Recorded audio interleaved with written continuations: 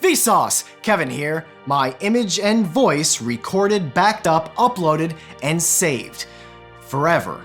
Your cat photos, political arguments, the first private message you sent your future husband or wife, your comments on this video, authenticated, labeled, and recorded somewhere for as long as someone is around to keep the lights on. For the first time in human history, ordinary people will never be forgotten. At least half of what makes you, you. In documenting individual identity, Jane Kaplan explains identity as having two parts. There's the subjective you, the self-same. You know who you are because you are you. You have your memory, which Oscar Wilde called the diary that we all carry about with us. And then there's the sameness with another half of your identity, what others can know. That includes classifications others assign to you to identify and make sense of you. And until you can upload your consciousness to BrainTube, this may be the only part of your identity capable of being recorded, the categorical checkboxes and evidence you leave behind. And we've been obsessively trying to record ourselves long before selfie sticks. The oldest way to archive yourself is to pass on your DNA and name. Offspring have received patronymic and matronymic names consistently across cultures. And some traditions pass down the same exact name. The longest-running name-suffix tradition came from the German house of Reuss, which named every son Heinrich all the way up to Count Heinrich the 75th, who ended the line with his death as an infant. And in 2010, Christopher Columbus, the 20th, a naval veteran who sailed around the world, returned to Panama 500 years after his ancestors' last voyage. But the first widely used device to express our individual identity to others was the cylinder seal. Invented in Mesopotamia, they were carved out of stone and used to create an impression in moist clay. These seals marked personal property, served as signatures on official documents, and were often buried with their owners alongside other precious items like gold and silver.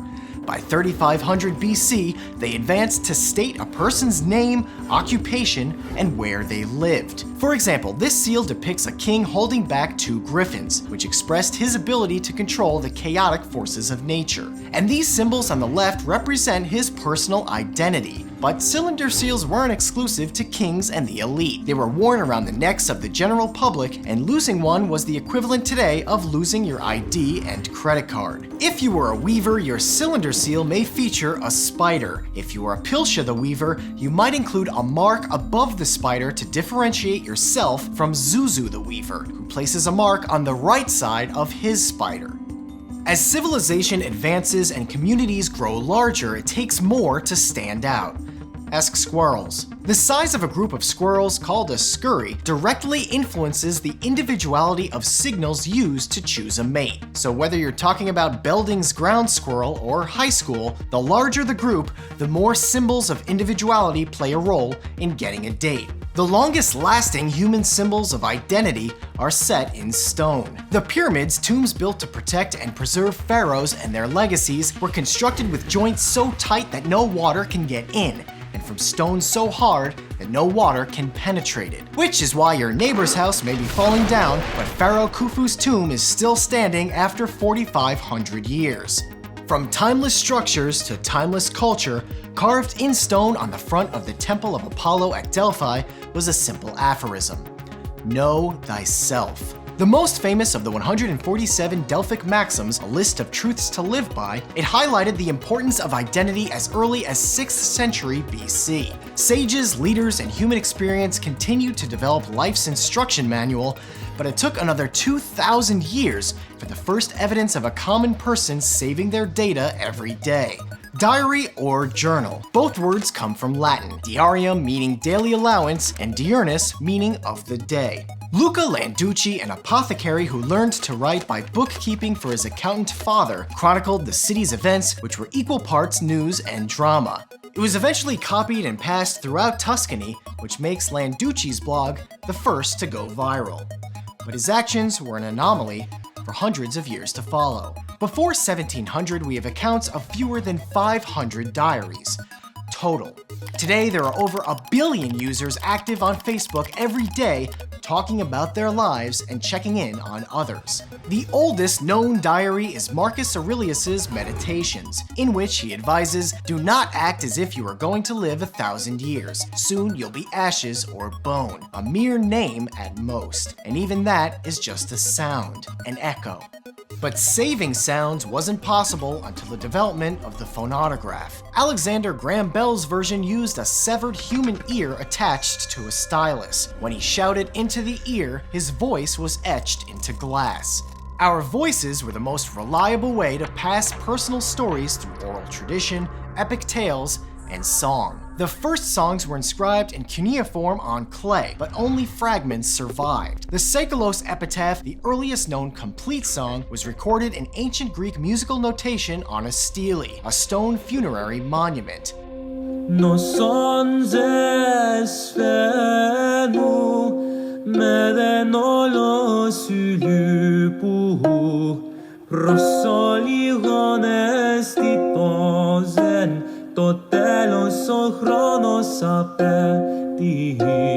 And there's a reason one of the oldest songs was carved into a tombstone.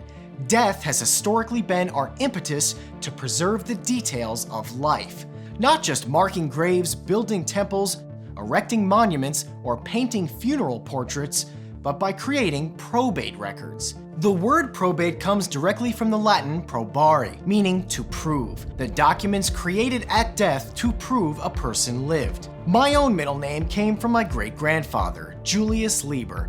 This genealogy book contains an entry about him that describes his entire life, a father of 6, an engineer, a skilled mechanic, with 98 words. I'm only 3 generations removed from having a written legacy that fits in 4 tweets. The elements of our identities we want to record haven't changed much in thousands of years. Egyptian sculptor Bak created a selfie of him with his wife in 1345 BC. Bamboo slips with a single column of Chinese characters were like tweets in 300 BC. The Republic of Letters exchanged ideas across Europe like a 17th century Facebook group. And every one of your Instagrammed food photos would be carefully scrutinized by Jean-Briand Savran, who said, "Tell me what you eat, I will tell you what you are," often abbreviated to "you are what you eat." But the immediacy and the volume have very recently changed, astronomically. In 1995, 16 million people were connected by the internet. We're now over 3.2 billion. Uploading home videos, wishing a happy birthday to our cousin's best friend's sister, reading about and interacting with people we'll never meet face to face. The data we transfer is predicted to reach 88.4 exabytes per month. That's 88.4 billion gigabytes. Storage numbers are getting so big we're struggling to find ways to label them. And recording equipment that was once prohibitively expensive is now probably in your pocket. The free apps in a smartphone represent $900,000 worth of equipment about 30 years ago. Copying a book before the 12th century was a lonely task reserved for trained monks that could take a year, which is why one scribal note at the end of a book stated, "Finally, that's finished. Now give me some wine." Today, with a Google Fiber connection in about 3 days, you could hypothetically download all 37.8 million books stored at the Library of Congress. Until the end of the late 1800s, low literacy rates meant most people couldn't write about themselves even if they wanted to.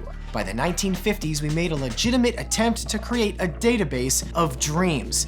And today, smart bracelets record our every heartbeat. But heartbeat data isn't really us. So who are we recording? Your ID, which was developed after nations realized they could no longer rely on a note signed by a dignitary pinned to the hat of a courier as sufficient proof of identification, records your height, birth date, and eye color. Your social media profiles add identifiers like your favorite music or sports team, friends, and pictures of you wearing your favorite outfits.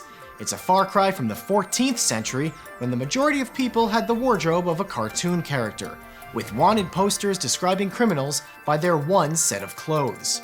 We now have access to a previously unimaginable number of identifiers and ways of recording that are so easy we don't even realize we're doing it. Immortality may be part of the new normal. The ancient Egyptians had to preserve their bodies through mummification, their internal organs in canopic jars, and their faces with death masks, all in the hope that their soul would find its way back after death, back home. They believed erasing one's memory on Earth would erase their immortality. But the Sumerians, those inventors of the cylinder seal, believed there was no heaven, only hell. And by honoring their dead buried safely below or in a shrine next to their house, by giving them food and drink, by keeping a record of their life, they could avoid the land of no return, a place we might have eliminated without even realizing it. And as always, thanks for watching.